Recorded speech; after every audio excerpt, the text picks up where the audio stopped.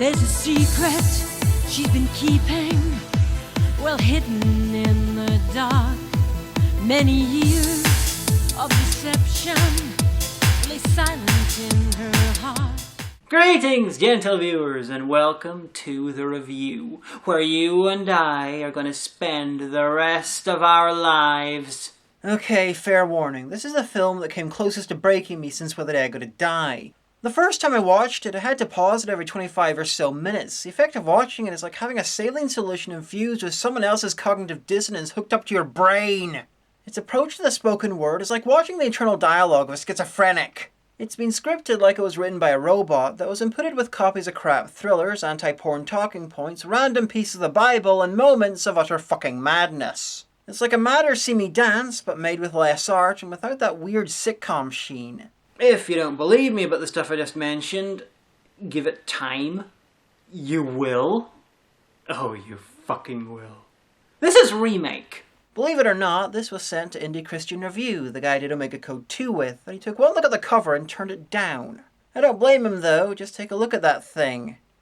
Drink this majesty in. You might think I'd spend all my time on the Photoshop desert that's supposed to be the front of the box, but oh no, the real fun begins on the back cover, where you can't just not read the fucking blurb because it's black writing against a dark shot of a bloody woman's corpse, but it looks like she was murdered by the production company logo. It's not often I say this, but the average person could have their eyes cut out and do a better job. In fact, roll it! Go on! Go! Faster! Make me a cover! Go! Come on! Come on! Come on! What are you doing? Come on! Stop whining! Go! Do you want to hear something funny? Do you want to hear something funny? Something hilarious? The pain you are in right now is actually insignificant to the pain of watching Remake. Make that cover! I expect spectacular work. I lost the clue. Okay, here is the result of an average person having their eyes cut out and forced to make a cover for Remake. And as you can see, it's kind of got an outsider art thing going on here. You got this like collage thing. Looks a bit like the album inlay of a My Ruin album. And there's some deep symbolism going on here because, you know, Twitch here, he gives the most three-dimensional performance, so very clever there, multiple layers. And the pastor is the main character, and this woman only gives a shadow of a performance, so, you know, I'm deeply impressed. But how did you get the pastor's head on top of a daughter's body? Answer the question and you might get an eye back. You technically answer it so you can have an eye back, but it'll be from a dog. Okay, so yeah, it's official. A blind person in a lot of pain can make a better cover for Remake than the film actually has. Anyway, we start with Narn Productions and the shot of the murderous production logo. Clearly, it's still angry that whoever made it left pieces of the white border around the hand and knife. Then we're onto a cover version of the opening of the Cinema Snob movie. The choice of font just screams Christian thriller and is then stabbed to death by the logo. It's a good thing too, the title looks like it's been assimilated with a Borg. This is our villain. When he's not being evil, he spends his time feeding this quasi-catatonic woman who might be his wife. And when he has to start being evil, this other woman who also might be his wife takes over her care. Bye, Shopsy. Bye, dear. Bye, hon. He's played by Joel Things and stuff, and his home life is never explained. For all I know, one of them could be a sister, or equally, this could be a poly thing with a group caregiving fetish. The film's only 2 hours long, and the number of characters with speaking parts is barely in double digits. They can't be expected to explain everything. Then we're outside a church, and white balancing is clearly against their religion. Amen. Amen. Forgiveness cannot have its full effect unless the pardoned person knows that he's forgiven. That's in Genesis 45:3 and following. You know, if we just turned that microphone about 180 degrees, the audio might have been a bit better. This is Pastor Carl, played by writer-director Doug Phillips. As you can see, he took the chance to make the extras look at him with awe, lust, guilt, amusement, boredom, and a weird mix of all of them in the case of Crazy Burt Reynolds guy here. You have to not only be forgiven, but also know that you're forgiven. I'm forgiven for eating that child. It tasted like turducken. He spends most of the film establishing what the film's about, besides batshittery. Forgiveness. Well, that and trying to get into heaven via gesticulation. die Millionenmasse aller unserer deutschen Jungen und Mädchen im ganzen Reich. Amen. Amen. It must be forgotten and left alone. Have a good week, Mrs. Conklin. Wait, you randomly cut to an outside shot of the church to break up between the sermon and people leaving the church, and you couldn't even find a still shot? It's not even a handheld shot. That's either a bit between two pans or someone was messing with a tripod. It's like the editor went through the footage of the exterior and chose a second at random. And it's still not white balanced. I think someone misunderstood the term and didn't think it was necessary unless there were black people in the film. Anyway, post-sermon shit with a pastor's daughter Megan, go! Hey, you two! Sorry, Pastor. Daddy, we're practically engaged. Not in church, young lady. They're not practically engaged in church? That's a weird rule. What about when you marry us? I'll think about it. Shit, that's creepy in a way they weren't going for. Anyway, Joel Things and Stuff is keeping random women prisoner in a youth centre. But it's not all bad. He allows them full access to makeup facilities and uses tape that somehow doesn't take any off with it. He's called Twitch, and in between being swatted while streaming makes snuff movies. Besides The Passion, this is probably the only Christian movie you'll find with sexual murder and snuff porn. And definitely the only one with an off-screen guinea pig tribute.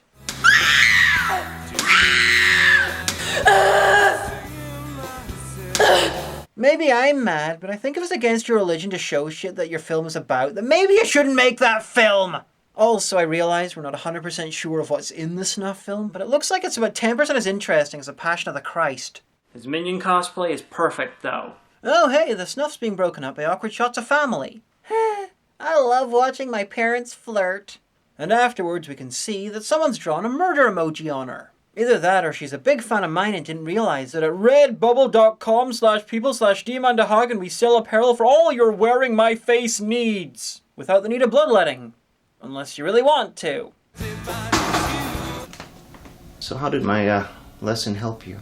This isn't cross-cutting between two things. This is being terrified the audience will forget the other events are going on. Anyway, we're interrupting the pastor, checking her hair for lice and ticks, before being a dick and trying to touch his wife's stomach scars. Stop. Are you gonna let an attack by a crazed druggy punk when you were 16 inhibit you for your whole life? It's my problem. Maybe you should get help. Well, you're a stupid Tintin character-haired asshole. You can touch me anywhere but there.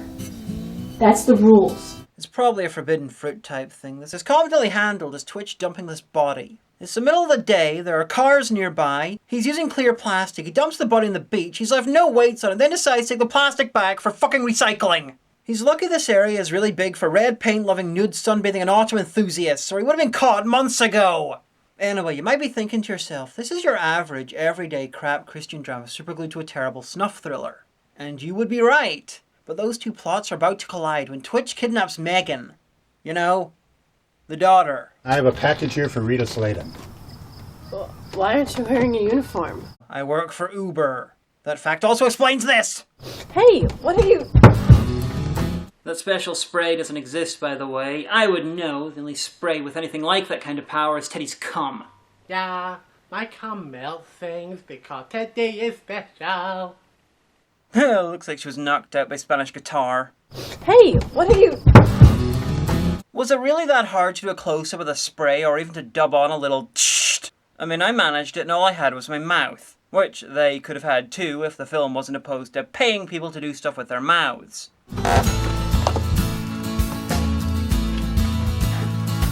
It's the sad breakup music that makes the scene. To add insult to injury, Twitch then begins on non-consensual phone repairs. Actually, he's bugging it. Luckily, he managed to have the perfect equipment for that particular out-of-date phone. Either that or his car is very full of random shit. Quite how he'd managed to fit the bodies in there too is a bit of a mystery. Anyway, after stopping the car close enough to the main road that we can hear traffic, and a quick and pointless shot of the sky, we find out the terrible truth. Twitch is from Minnesota. No! God, please, no! No! No! No! Megan didn't show up for work. She's not with Tony. She's not with her friends. I really think we should call the police. They can't do anything for 24 hours anyway.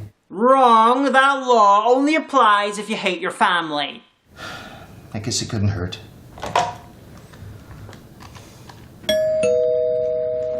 Okay. The pastor goes to check who dubbed that sound effect over their take when he discovers that Twitch has left them a package.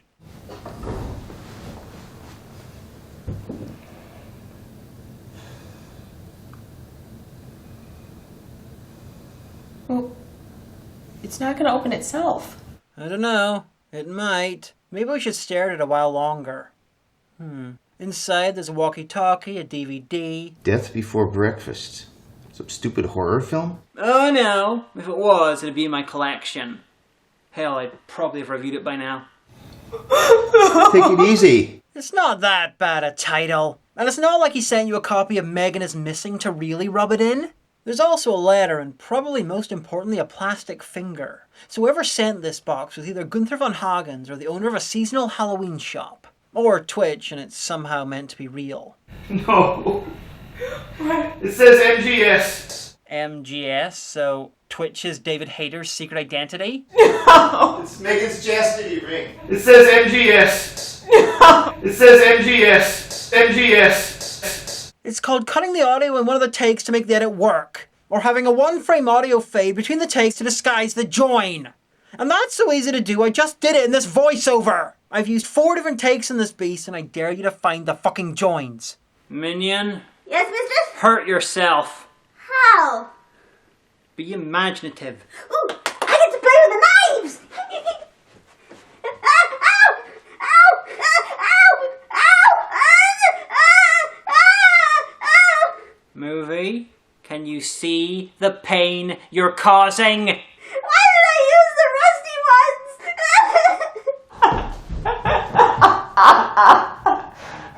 You gotta love the lack of focus. It's clearly symbolic of the fact that they're not very good with the camera. Some kind of stupid ransom thing. Now don't just jump to conclusions. You have no evidence that Gary Sinise is involved. I get my hands on them, I'll do. Are you receiving? You crazy pervert. I ought to cut off your... Easy, Carl, easy. Hey.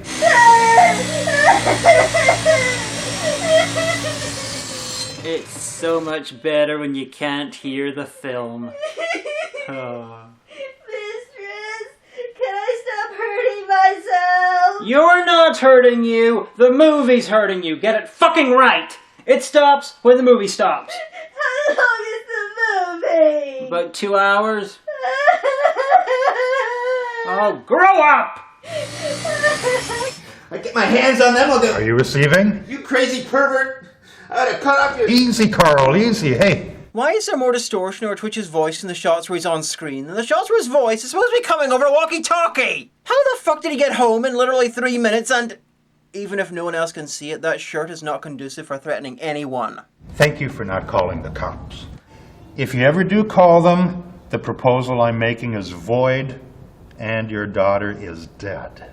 The unit you have is a construction site phone modified to work like a walkie-talkie, except it can send and receive at the same time. I should start on an acid bath, shouldn't I? Yeah, you probably should. Okay. I shouldn't have put my face in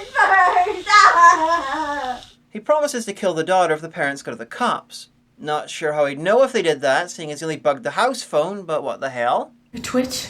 Not copycat? In the flesh. All of Twitch's copycats were named after less successful streaming sites. And of course, there was Blog TV, but he was killed by the police. They don't like to talk about it.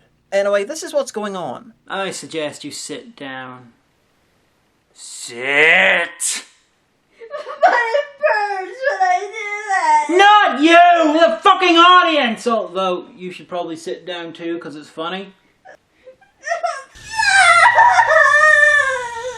The wife was once a porn star and made a fake snuff movie. She faked her death so people into snuff would think the film was real and then went into hiding. Then she met and married the pastor.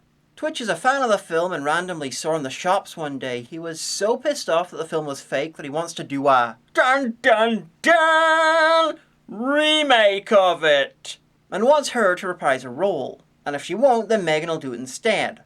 Truly, this is a new dimension in Christian filmmaking. One that swears. Bastard! If you listen carefully, you can hear Kirk Cameron weeping gently in the distance. That's because I captured him. I've got him locked in a room with a copy of Saving Christmas on a loop 24/7. Soon his mind will break, and it'll be all he knows. Then I'll release him, and no one will be able to tell the difference. It'll be fucking hilarious. How do I know you won't double-cross me? How do I know you won't double-cross me? Hey, I asked first! You deserve an explanation. And apparently a keyboard.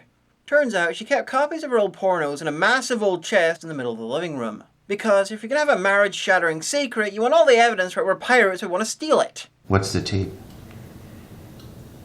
Something I hoped I would never have to show you, but I kept a bootleg copy of it. That's not an answer to anything. In fact, that raises more questions. Why did you keep a copy of a bootleg? Oh, the family that watches the wife's porno together apparently stays together. Yeah. Ooh, harder. Oh, this is the most whimsical golden shower of the season. Well, such a beast.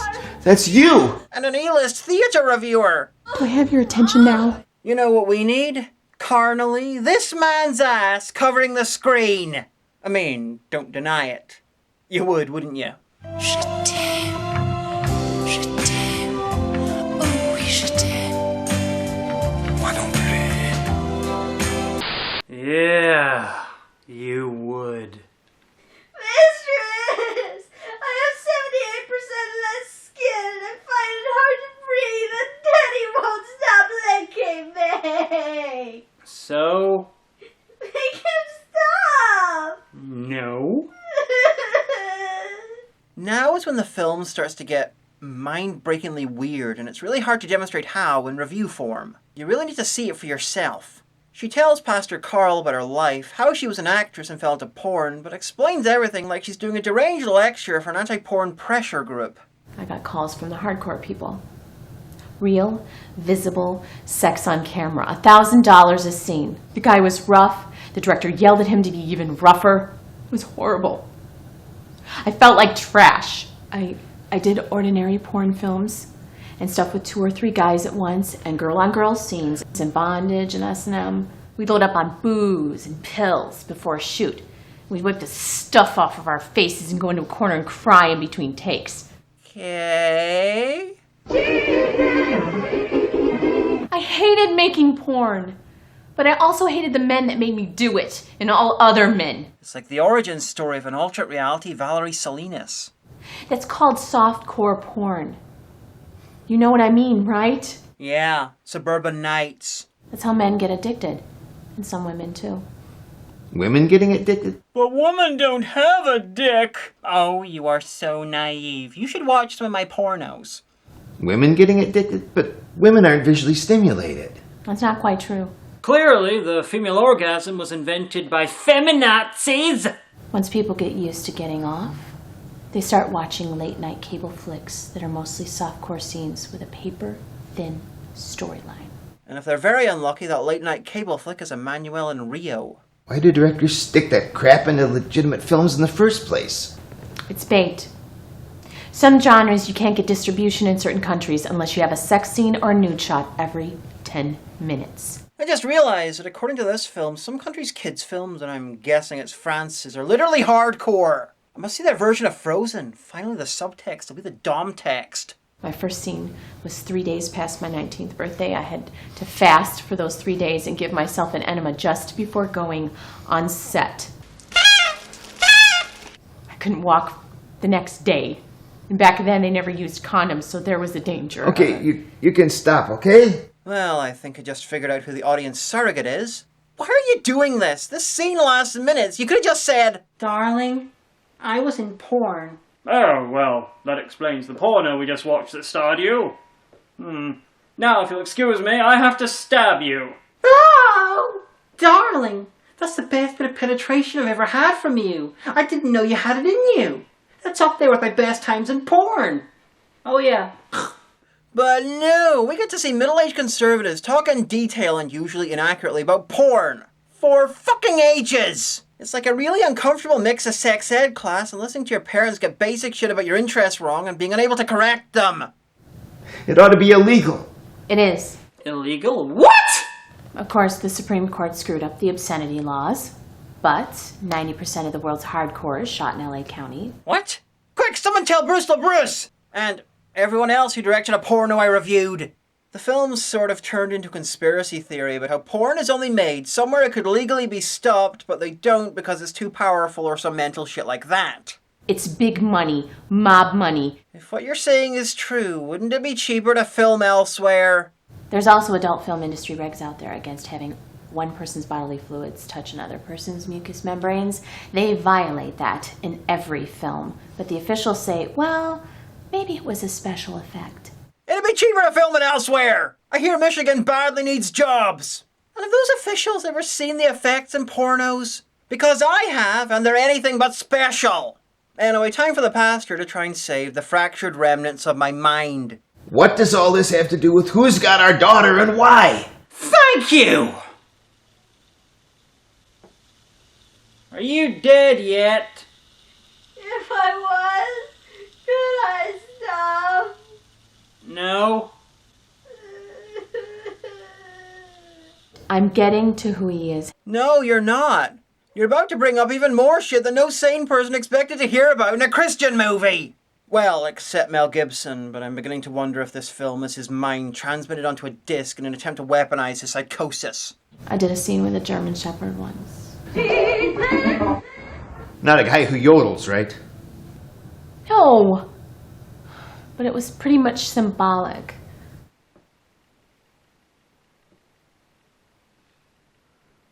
Symbolic of you fucking a dog? I did one with a python, too. Oh shit, I think I saw one of her scenes in Emmanuel 4. That must have been one of the 10% of porn filmed outside LA. Did a crush video where I was in undies and heels and had to stomp a room full of cockroaches to death. Why are you talking about what you were wearing? Any scenes with plants? No. Well, there was this one scene with a baseball bat. What? Small end. How could you do all this? I'm pretty sure that last one's a porn parody of Sting Moment of Truth. All porn actresses hate their work. Citation needed there, or is that hatred pretty much symbolic? You okay? You look a little blank. My mind is full of rats, and they've all got your face. I call it dreams in the bitch house. Then get to the dang point. Yes, get over there! I'm doing films and stripping and hooking. But even so... What? You were a common whore? Until now, I thought you were an uncommon whore. This is just too much. What about Mary Magdalene? Look at him. He desperately wants to tell her that Magdalene wasn't actually a sex worker in the Bible. That it was decades later before Christian tradition merged her with the woman who washed Jesus' feet. But he knows that shit like that is too Christian for a Christian film like this. What about what you preached last night? Was that for everybody else but not for me? Oh no, she didn't! She kinda did. Oh no, she didn't! She did! Oh no, she... Maybe breeding minions that can only say one line wasn't such a good idea. I'm grown. Yeah, you're right. End the program! Anyway, like most people have seen this, she has a huge drug problem by the end and decided to get out with a fortune by doing the fake snuff film. But finally they tell me they're talking to somebody who wants to make a fake snuff film and market it as real. Tobacco? No, I need something much harder.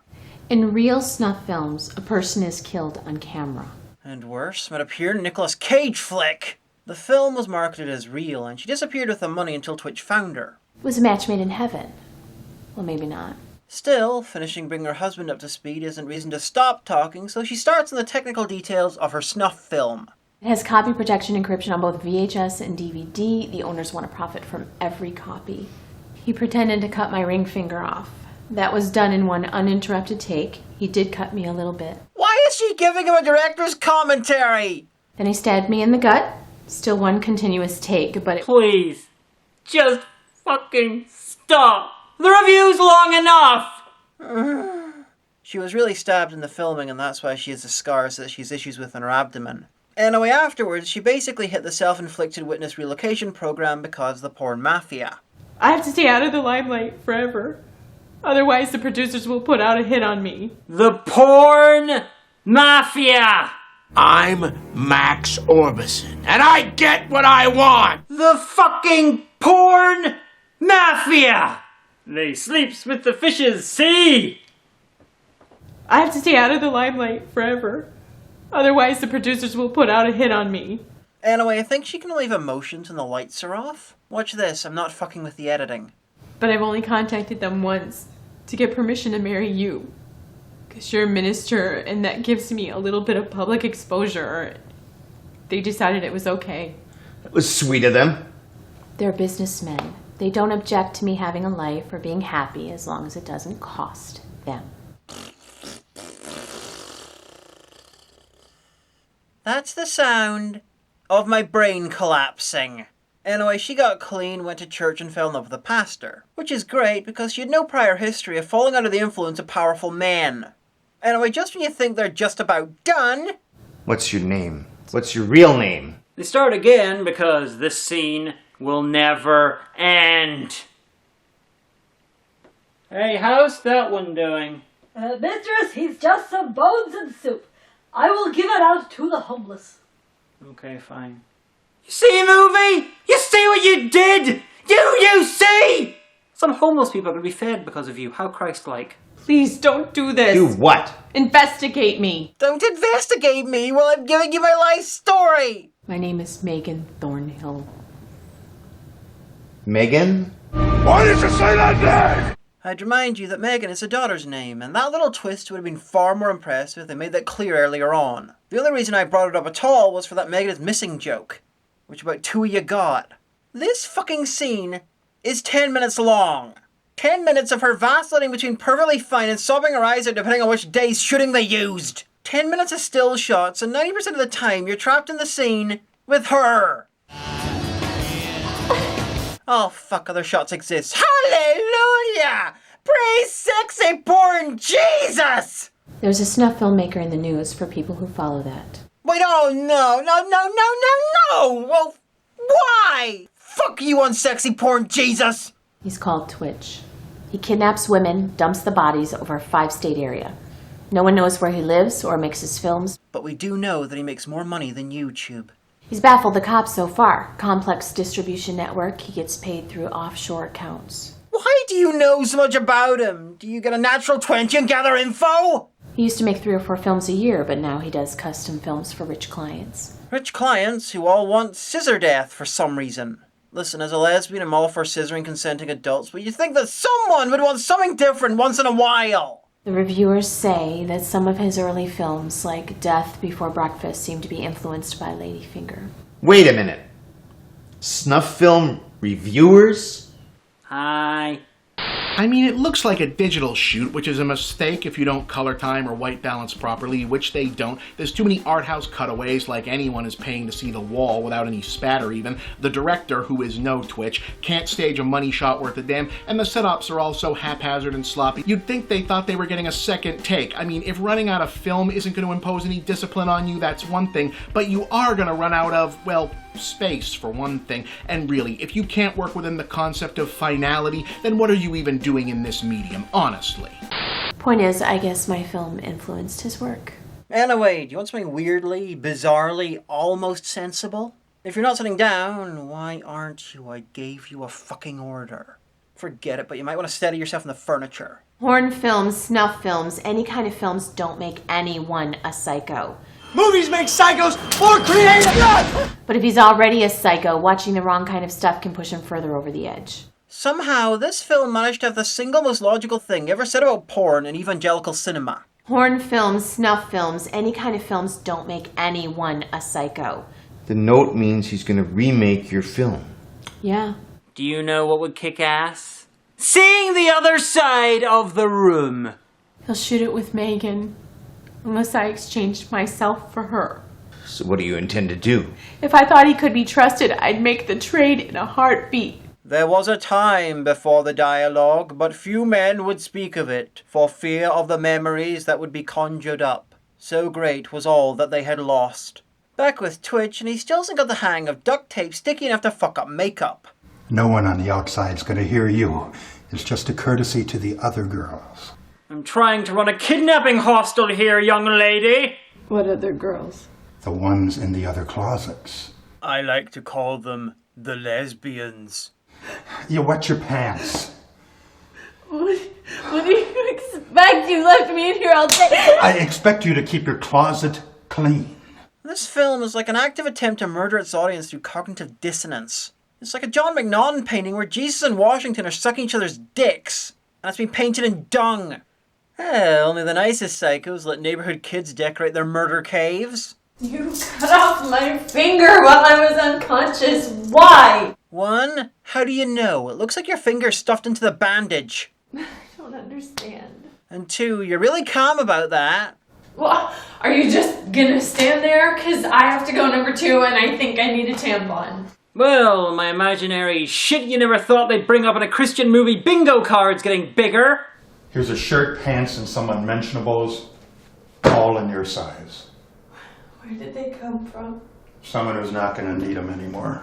This film is like the implied child rape in Revelation Apocalypse 2. Oh, she's just a child! Oh, not for long. But for almost 2 hours! Oh, our daughter is being kidnapped and mutilated. Let's go to bed! About the time you realize that he looks a lot like Louis C.K., he heads downstairs to sleep on the sofa. In the morning we meet the real star of the film, an incredible talent that's far too good for this world. A towering talent that dominates this scene, a shining light in the darkness of celluloid. I am of course talking about the best character in the film. That fucking moose! He just sits there, hearing everything but understanding nothing, drinking, but never getting drunk. He is the audience in the world of the film, and when he was eventually given to goodwill, he was out of our lives way too soon. Anyway, when they're not being rudely interrupted by a random shot from Nakoi Kotze, because that's weird, they're giving Megan's boyfriend a cover story. Because for some reason, they still not used a mobile phone to call the fucking cops. Good of you to show Twitch listening in like that and the pastor on the mobile. It's like you're trying to use one shot to nitpick the other. I need you to take the midweek service. I probably won't be there. Make plans to maybe cover Sunday too. And I switched the church line so it forwards to you instead of to me. I just need some time off, yeah.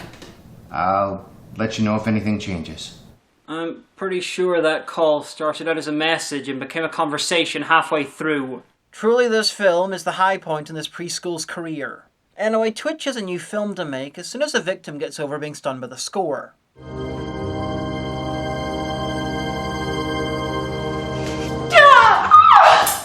Nah, she has a shocker in her ankle. I'm assuming Twitch can set it off psychically. Just for that, I'm going to put you in a movie where I'm going to cut off your fingers one digit at a time. How the fuck is he getting all these women in here? This building is the literal basement of his house with the other woman! He rented the whole basement. It's thick walls. He can putter around without disturbing anyone. He's got computers, research equipment, lab equipment. His power tools, too. Oh, fuck yeah, synchronized drinking. The best kind. Anyway, he's Joseph Fritzl on steroids, even down to the so credulous you think she was internet wife. The only difference is he's far too busy for incest with anyone he's captured. I won't be able to congratulate you afterwards, but when you feel the knife, consider it a compliment. Why the mirror? To reference Peeping Tom, my dear. It's a classic. Infidel whore.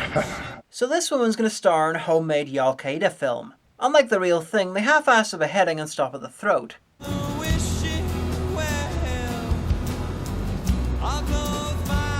Okay, in what reality did she not fall face first into the strawberry syrup?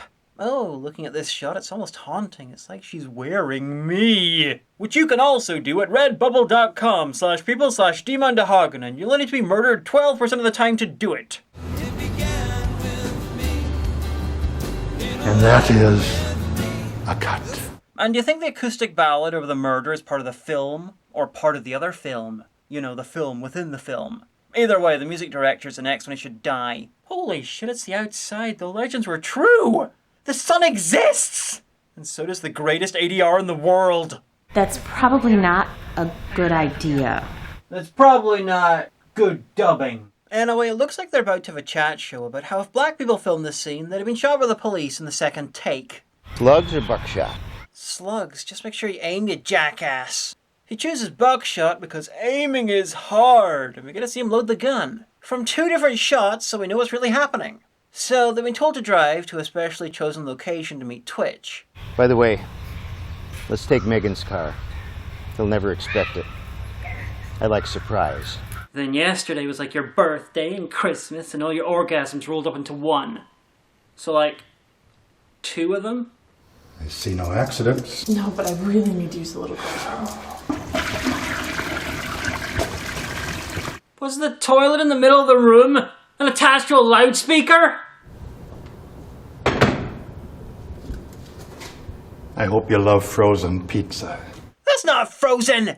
Anyway, we're entering a vortex of bad acting as the woman playing Megan, who's not exactly brilliant, has to play Megan acting badly. This is really good. Thank you. You think you can fake Stockholm Syndrome, catch me off guard? It's pretty much her regular acting, just a bit more jittery. It's made even worse because she's alongside Twitch, played by Joel Things and Stuff. You know, probably the best actor in the film. Knock it off already. I don't know your name. What should I call you? Twitch. That's not your real name, is it? Ooh! Twitch slap! It'll do. Twitch is a fine old Italian name. Anyway, Joel Things and Stuff, who's not only a regular runner-up in National Mark Hamill lookalike contests, but can actually act. He has a decent career in acting, and unexpectedly mostly works for Marvel Studios right now as a researcher because he's a real-life comics historian. According to the net, he's in the Museum in the Winter Soldier, so if you see him there, say hi! Oh, outside, time for an incompetent car-stopping sound. Sounds like the engine had a hard reboot. Pretty close to the end section here. And we got plenty of time. So let's pass the time with the pastor's award-winning Donald Trump impersonation. And you're even prettier when you were younger. Well, you really were a knockout. Now you're only a semi-knockout. She really should take that word as a suggestion. You're twice the man I married. At least I don't have 1,000 guys staring at my butt on their computers while they drool all over the keyboards. Dude, that is not the liquid that ends up in the keyboard. Look, I really didn't mean to get off on that, okay? Very poor choice of words, dude. She's had enough of this and starts with another lecture. It's a comfort thing. This time, listing off various kinds of porn and somehow almost starting off with Auschwitz. Because if there's a specialty or a fetish you can dream up, there's somebody somewhere who'll pay for it. Any body type, from plus size to Auschwitz. I don't even know what that means. Ilza movies, people turned on by anorexia and jail settings, hot stripes, people fucking piles of ash and splinters of bone. Any hair, eye, or skin color. Big boobs. Seen it. Small boobs. Seen it. One boob. Interested in seeing it. Pregnant, lactating, wheelchair-bound, amputee. Done it. Lesbo, tranny, dominant, submissive. Pretty sure that's Zinnia Jones. You name it, it's been done. And probably by her. Okay, enough! This fucking film can somehow occasionally be weirdly feminist. Suppose somebody comes to me with a gambling addiction. One that takes food off his family's table. Assuming he's the breadwinner. Right. And by feminist, I mean swerf. Anyway, the Bible is ironically social Darwinist all of a sudden. God's word says if someone won't work, he shouldn't eat either. It's the big book of multiple choice, and he chose to be a dickhead when reading the bits about feeding the poor and helpless. I love the blue in the shots on her. It's symbolic of their inability to use the camera settings. It's really not that hard. You see what you can do when you're God and have access to equipment? Anyway, it turns out that the wife's been counselling women about porn addiction and not telling her husband, because at this point, lying by omission's a lifestyle choice. Still don't know about women porn addicts. If there are any in our church, they've never come to me. What makes you think they'd come to you? Fuck these two. I want to know that biplane's opinion. I know you've counseled women on stuff, but I didn't know... Well, now you do. That's important to know, and was worth 3 minutes of them lobbing their acting at me threateningly. You guys are there? If they lie, how would you know? If you can see them, why ask? You can't be trying to catch them in a lie because they're there. Which you'd know if you could see them! It doesn't really matter though. Fuck all happens and the scene ends. I think they got bored filming in the house. Just to the scene, they decide to exchange the wife for Megan, which they'd already worked out beforehand. So that's nice. I swear the pastor's hair is getting swoopier every time he appears. It's like he's being licked by a goat hair fluffer. Lord, I don't blame Carl. I know this is my fault. Somehow I always knew Grandma was right. God. I've never prayed before. Holy Mary, Mother of Fucker, pray for Robinette, because now is the hour of your death. I just want Megan back. Okay, Lord. I'm not getting anywhere. A, it looks like he's trying to phone God, and B, that blanket looks like it's been made out of his pubes. He decides to apologise for being such a dickhead to his wife in the traditional way, by awkwardly climbing past the tripod so he doesn't bump into it. I'm still not going to forgive you. Because there's nothing to forgive. I married the person you are now. And I need you to forgive me. For me not forgiving you. You just said you didn't need to forgive her, so why does she need to forgive you for not forgiving her when you just said you didn't need to forgive? Oh no, I've gone cross-eyed. Seriously, that conversation's in a robber's of bullshit about forgiveness. Anyway, time for the majesty of the praying scene. The other praying scene. We can't focus on rescuing Megan until we get past this and get on the same page. Dear me, I promise to do whatever you want if you just end this fucking film. Lord Jesus, I was horrible to my wife. This was wrong. You cunt. Lord Jesus, I was horrible to my wife. Damn it, Steve, you hit the zoom button! Sorry. Well, it's too late to start again now. Besides, these fuckers will never notice and wait, is that mic on? Yeah. Oh well, this'll probably end up on the DVD. We're famous! I'm sorry. Help us to love each other and care for each other. I wonder, are all their prayers accompanied by Spanish guitar? You should bring some of that shit into church. And he assured them that it had been God's will for him, Joseph, to be sent down to Egypt, and they shouldn't trouble themselves about it anymore, but just go get their families, bring them down to Egypt, and escape the famine. In other words, they were to consider themselves forgiven. Amen. Amen. Amen. Then, like David said in Psalm 7, let his wicked devices be turned on his own head, and let him be caught in his own snare. Amen. Amen. Okay, I'm now imagining his God as Cheech Marin and Machete. God forgives. I don't. But you are God. Yeah. Well, I still don't. Maybe now we can plan better. Yeah. In the morning. But for now, get in here. Yeah, there's no sex like kidnapped daughter sex. He's gonna fuck her like that German shepherd. With a tiny cock. Perfect timing, really. The daughter's out of the house. I'm not sure if he's gonna have some performance anxiety or ask her for the highlights of her career. Dog included.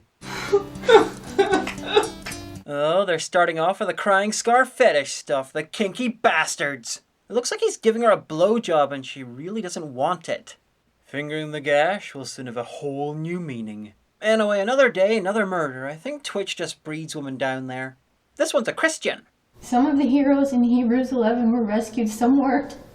But God was with all of them. That line's there, so we don't think God's playing favourites with the main character. Of course, it just makes people wonder why God's playing favourites with the main character. It's clever like that. Party time number 27. Got some pills for you. What are they? Sedatives and painkillers. He's giving her painkillers and sedatives, which you think is weird, seeing as he wants his victims to scream while he's killing them, and you'd be right. It's so she can refuse to take them and therefore be more badass than the other victims, who also didn't have painkillers before being murdered. Because that makes sense. Meanwhile, back with the couple who deserve each other, I think they're picking out wallpaper. Well, I like this one. I don't. It was your idea. Clearly, that's much more important than Twitch about to rape the Christian. He doesn't want to rape her, but a rich client has paid him to do it on camera before the murder. Sorry, I don't like it any more than you. He's really cut up about it, though less than her, obviously. I feel for him, I really do. I feel the same way about having to review Joyful Noise. Review coming soon thanks to a patron. I'm ready to die. Still better than Joyful Noise. And I hope I don't scream or cry. You're not scared of me? Twitch doesn't know what the word sedative means. Sedatives and painkillers. Yeah, she didn't take it, but he doesn't know that. I don't think you understand. You have to scream and cry. What the fuck do you think painkiller means? Here's a clue. It's not kill you with pain. You have to scream and cry. By God's grace, I won't. Oh, I think that you will. What's this? A tattoo. I know it's a tattoo, idiot. What does it say? I really hope it's that bit in the Bible where they tell you not to get tattoos. Anyway, you can't use her for the request because they clearly stated no Morse code on the victim, please. So he does the next best thing. Attempt to scream her to death.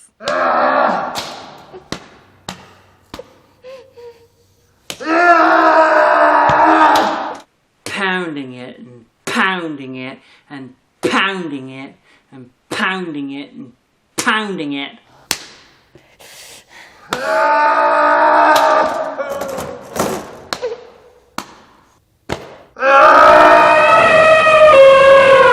Why is white the only colour you can get fake blood on? That's just unlikely. Is it a purity martyr thing? We have nearly a minute of her dead body and no audio. It's like an even more boring, regurgitated sacrific. I'm getting mixed signals from you, movie. This feels a little bit exploitative. Later on, Twitch is with his sister wives, and I'm really not sure what's going on. Well, I'm guessing they're watching TV and someone thought that this was a good way to depict it. Still, it's a bit thematic. One scene's inside another one. And it's over really fast. Hello, Frank. Come in. Hello, Julie. Hello, Julie. I brought the ADR. Should I just stick it with the rest of it and pretend you're not hoarding the stuff? This is Frank, a cop dressed like David Tennant who Twitch used to work with. You see, Twitch's day job is even weirder than Joel Things and Stuff's. He's a freelance profiler currently assigned by the FBI to try and catch Twitch. And we're no closer now to finding him than we were a year ago. I mean, he's a guy with the same height, build, and voice as you. Do you have any idea how rare that is? Hey, how much longer till the FBI figures out that Twitch is apparently fucking terrible at his job? Random question, but where the fuck is this scene even taking place? Does Twitch on a fucking tower block? And what the fuck is a tripod anyway? So, since Twitch is working for the FBI to catch himself, he can't help the police catch himself. You might say it's a conflict of interest. Molly, fuck, their shirts got married off screen. Let's hope any handkerchiefs they have don't get kidnapped by an angry jockstrap. He's trying to work out a plan to save Megan. If I don't have anything better by tonight, then tomorrow we'll do the plan you like, okay? I don't know what her plan was, but given that his makes about as much sense as the rest of the film, I'm guessing it was pretty bad. I love you, Rita. I love you, Carl. We should get our daughter kidnapped more often. Oh dear, have you got a dark and illicit past we can talk about? Well, I sometimes make evangelical films. I hear a face-painted crazy woman doesn't much care for them. Twitch decides to show Megan the fake snuff film her mum did, and you know, for someone paid 6 figures who only got into snuff because of sexual obsession, Twitch really seems to hate his job. That film's an abomination! My films are real. Yeah, gotta wait for the plate to stop clattering. 2 sounds at once would be madness! He then starts to turn his highly trained critical eye on the film itself. Very meta. You're a bad actress. Drop the fork. Actually, you're a good actress. Oh, that must be the damn convincing fork drop. Oh, shut up. So, Megan's parents apparently only got halfway through the sex position crash course. I think they're the snake. They don't have one, so she probably just painted his knob. You're up for 2 nights in a row? They're so happy, I think all they needed was to introduce baseball bats to their sex life. I'm going to spend the rest of this scene staring at the pastor's eye wart. And now, so will you. Stare at it! A lot of guys would give their eye teeth to be in my place right now, lying next to you, looking into that beautiful face and those beautiful blue eyes. I hope you always remember how much I cherish you at this moment. Dude, just have a wank! Or, even better, wait about 3 seconds. Stock 14! Oh, morning. He's putting on a tape and, a baby? Oh god, no! No! Porn! Oh, false alarm. It's him and his daughter. I'm sorry for assuming it was more porn, but so far in this film, VHS is a format only used for shit the mom did. It's like Ring, but with tits we never get to see. Wow, that young makeup is amazing. They literally deflated him. I can see where the budget went. Anyway, he puts on his dollar store Celtic cosplay, is photobombed by the moose, and takes his shotgun for a walk.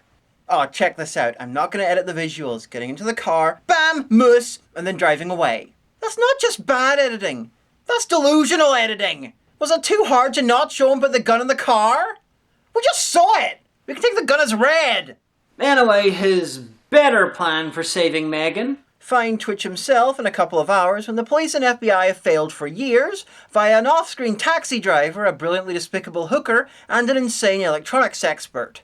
And of course, I'm not skipping over them. He talked to an off-screen taxi driver, which is strange when you have eyes and can see that he clearly has a car. So why was he talking to a taxi driver? A taxi driver who still manages to be credited even though he never appears in the film. Oh my god, I scripted a character called Danny Boy, scenes deleted, whose cameo made no sense, and now I have to delete his scenes. What were the chances of that happening? Anyway, he gave him the number of a local hooker who was the best character in the film, except for the moose. She's sardonic, loves her work, which kind of flies in the face of all women hate doing sex work from earlier, but what the fuck? She tries to sleep with a pastor multiple times and takes advantage of a local special needs guy to get extra cash. How are ya? Real good. Good. Oh, thank you, sugar. He does know he has to pay to see me, and he takes it literally. Even if we walk past each other in the mall, he slips me like 150 or so. I'm gonna ignore how disgusting that is. Seriously, I would watch a spin-off of her just having adventures and being a cunt. Seriously, if the moose didn't exist, this woman might be the best character in Christian cinema history. Sexist. Anyway, she sends him to the black market electronics expert, who of course she knows. Hey! You're just lucky I didn't rig the doorbell up to electrocute folks like you. Yeah, he's lucky you're not tying your cheeks. I'd use the women's bell if I was you, mate. She messes with his walkie-talkie so he can detect twitches, and of course starts lecturing him on pointless crap. That is one of the classic stereotypes. Women have highly specialized knowledge about random shit and begin lectures at the drop of a hat, while men sit there and wondering how they can escape the conversation. 20 years ago, I lived in Miami. There was a lot of drug running and whatnot from Cuba. The Coast Guard had these super speedboats, but so did the drug runners. Have you ever seen a 25-foot speedboat with three 300-horsepower Johnsons or Evinwoods on the back? Put a counter-rotating gear case and prop on the middle one to minimize the gyro effect, and you can go like a bat out of... Stay on topic if you don't mind. I was there in Miami. I'm regurgitating random shit from an unmade Miami Vice spin-off that the writer dreamed up. Real shit, fake shit, it didn't matter as long as it took fucking ages to say. Stay on topic if you don't mind. Okay, and today's topic is pertinent info is against your religion, Mr. Scriptwriter. So, souped-up walkie-talkie in hand, he heads off to find Twitch. But she's working for him! Dramatic chord. Somebody came in with a walkie-talkie rig just like yours. Like you said they might. Man, woman, both. Neither, variable, star gender fairykin, mineral, Anthony Weiner. Just a man. Kind of heavy, goatee, 55 to 60. Thinks he's James Bond or something. That man could believe that the universe is made of rat cunts and he wouldn't be so delusional as to think that he's James Bond or something. She's been handling Twitch's tech. Hey, did I tell you about the time in Miami when I was... Yes, Colleen, you did. Jesus, Twitch has had just about enough of everyone's shit. I fucking swear the next person who talks to me is going to die! And you know, statistically that is very likely. I'd just like to remind you that while the film has somehow evolved into a very weird and even worse spy thriller, I'm pretty sure the makers don't even believe in evolution. Anyway, to make sure we know how serious they are about the new genre, we then find out that Twitch has hidden a remote-controlled bomb in the woman's house. If he could do all that, then how the hell did he need her help to do anything else involving technology?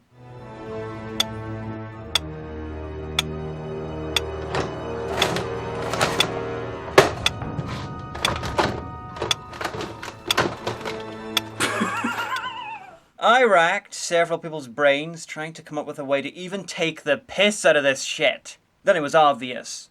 You face the tick. Boom! Starting to smell a little like danger in here. Roof pig! It is I, the tick! Spoon! Kept racking brains though, that shit is fun.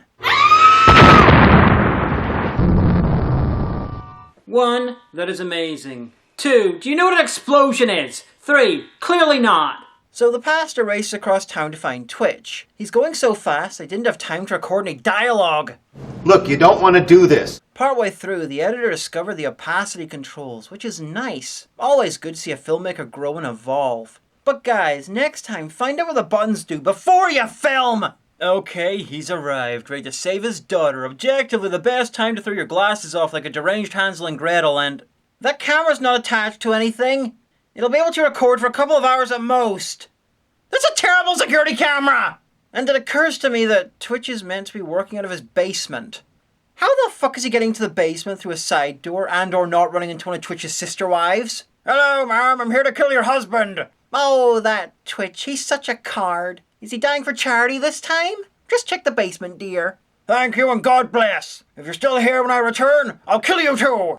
Oh, what a nice man. I have literally no point in this film.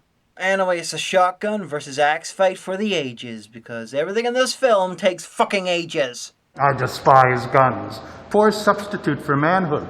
Oh, take that, Red State America. Twitch has a killer app on his phone, and if he presses something, Megan will be electrocuted to death. That's why he's fighting with a full-size axe in one hand, because he intends to kill her by accident.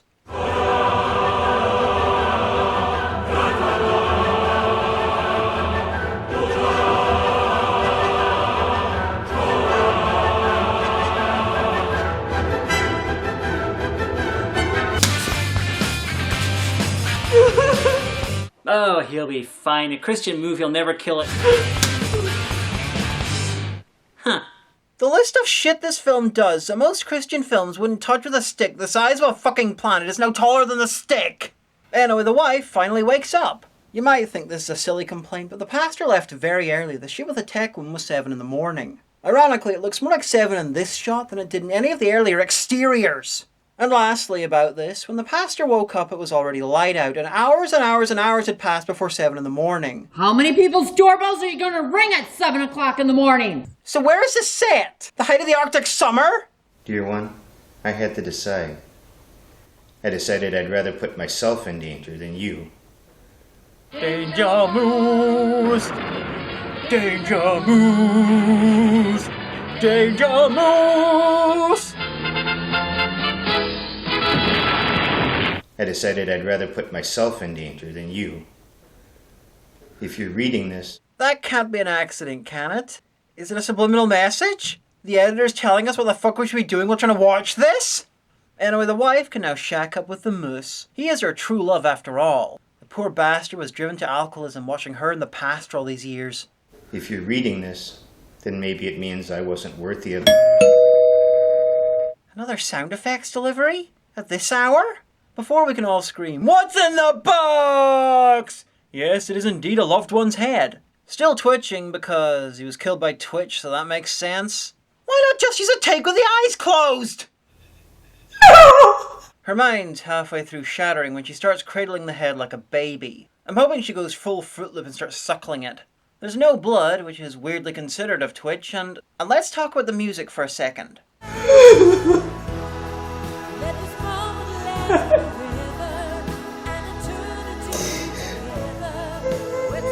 Did you choose that song at fucking random? That sounds like a Christmas #1. And in that spirit, I hope she finally finds a use for the pastor and hangs his head from a fucking tree. I wonder if Twitch made any films starring the pastor's headless corpse. You know, something family friendly, like forcing his daughter to give him a post-mortem blowjob, because that's at least 1.5 visual puns right there. And like his wife said, there's porn out there for every taste. But anybody can work in porn. People my age, people your age. Thanks. She calls Twitch to set up the trade. She'll go in and do the film in exchange for her daughter. It's what her husband would have wanted. He was kind of vindictive. But first, she needs to record an episode of her YouTube show. I will fear no evil. It's like a Christian version of Thug Notes. Thy rod and thy staff, they comfort me. I thought you were finished with sex work. Dear Heavenly Father. Oh, fucking now she's giving God a fucking lecture? And please stop fondling your husband's head! I can't really ask what would Jesus do because he wouldn't have gotten himself into this mess in the first place. Well, that's true, but it would have made a story much more interesting. Megan's boyfriend phones, and the scene's interrupted by another shot that migrated from Nikoi Katsi. Anyway, it's time for some Catherine Tateless runaway bride action, and even more importantly, the Christian version of I Need a Hero. There's a secret she's been keeping, well hidden in the dark. Many years of deception. I swear I did not add this music. On her knees she prays that he'll stay away, 'cause she fears. Go south, and then east on Rogers. Why are you wearing your mask? It just makes you harder to understand.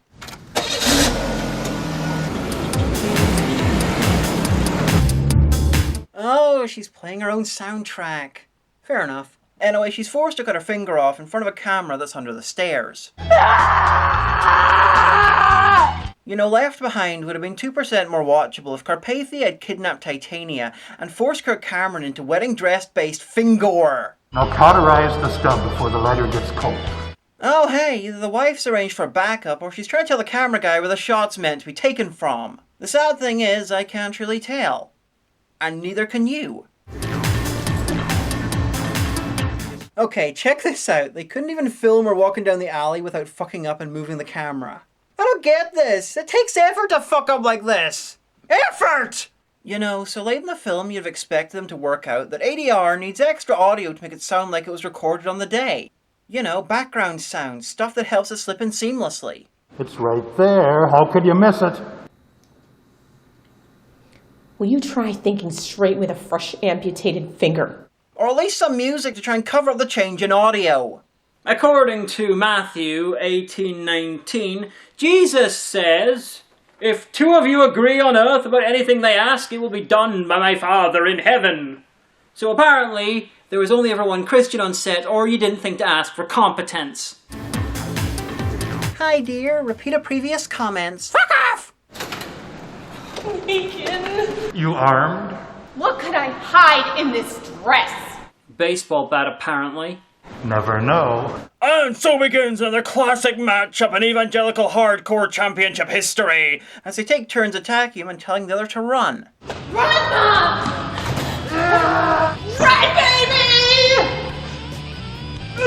Before just sort of flailing at thin air with knives. And don't know who's stupider, Megan for telling her mum to run seconds after the door behind her closed, or her mum for telling Megan to run while she's in the middle of being electrocuted. Run, baby! Actually, it's pretty obvious in retrospect. Forget I said that. How is it possible that this is a worse fight scene than the last one? I'm not even talking about how the shots are usually better when the pastor's behind the camera. I mean, how is it possible for there to be a worse fight scene than the last one? I thought that was fight scene absolute zero! Apparently I know shit about science. Oh no, Megan's boyfriend has illegally entered the ring. I can't believe the referee is gonna allow this! Oh wait, the referee was one of the girls Twitch killed earlier. Oh well, hoisting his own petard. It's like they realised how bad the fight scene was and tried to increase excitement by adding extra people to it. And I'm pretty sure that's not how it works. No! Did she just kill the guy by swinging for him and missing? I just realised this film's moral's a bit confused because the snuff film she made was evil because it featured faked violence and death. And that faked violence and death led to real violence and death. And you know what else is faked violence and death? This fucking film! Though, the only way this film could lead to real violence and death is when I bombed that village after I watched it. It's okay, they were Dutch, they were used to pain. Anyway, as ironic as that is, those scissors are not, and have never been heavy enough to fatally stab someone when dropped from that height. But, since it seems to have worked anyway, I hope someone at least got it on film.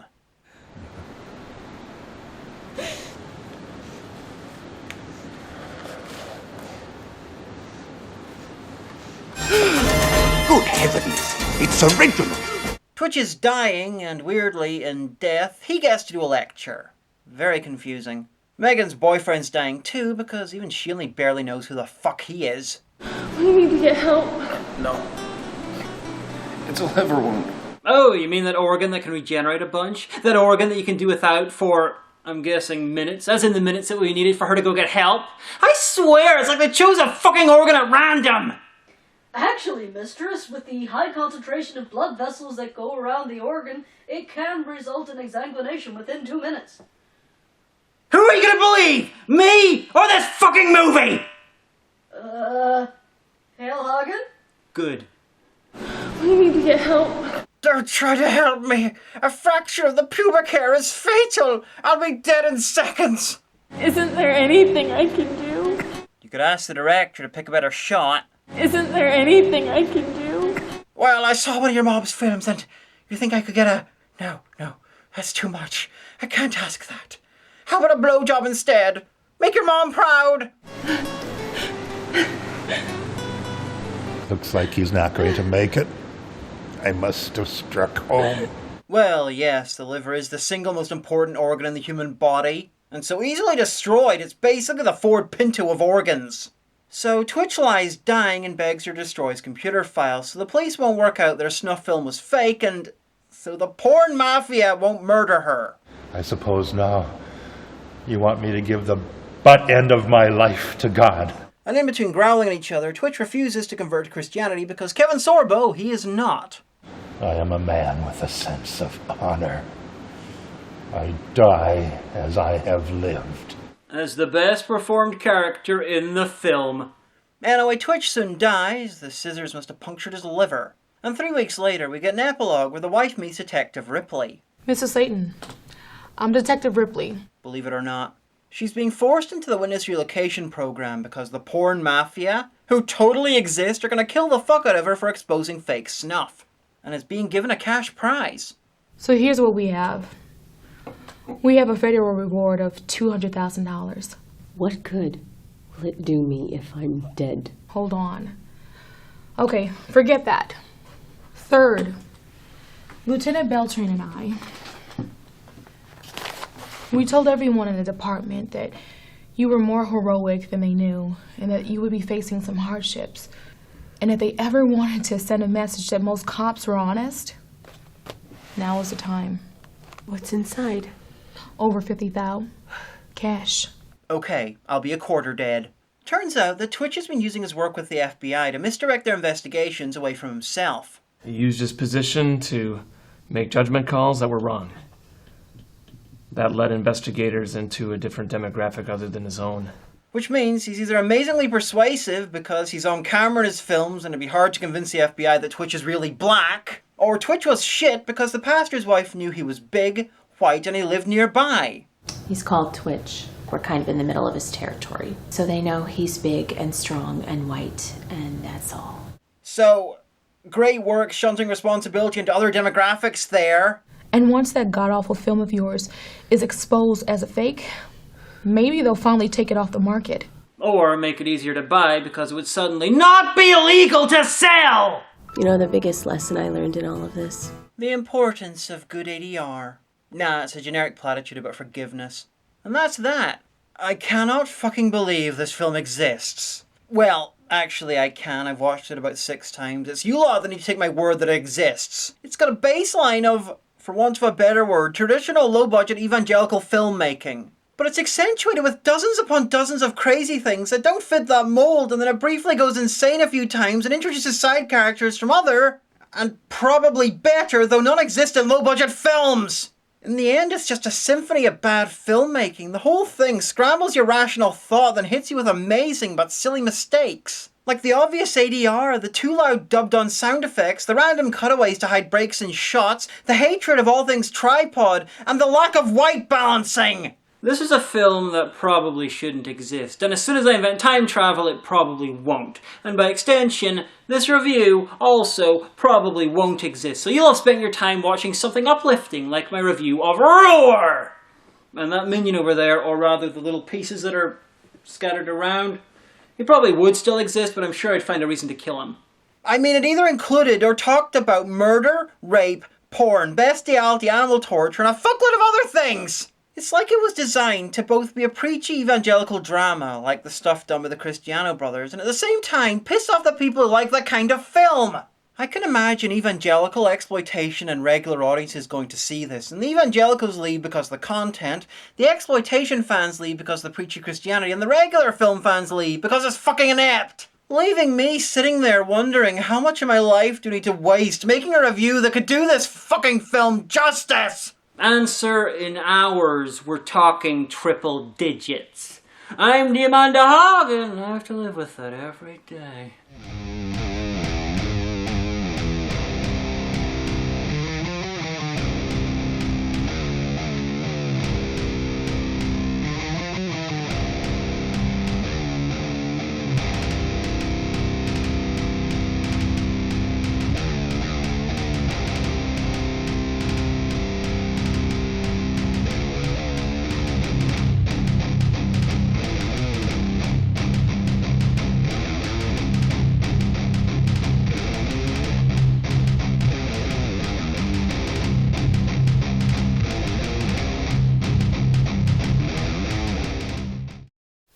Hello, my name is Amanda Grace Jones Hagan, and I would like to talk to you today about minion starvation. This minion has not eaten in days, and is currently grasping towards the camera because I've taped a sandwich to it. Oh, no! Can you help?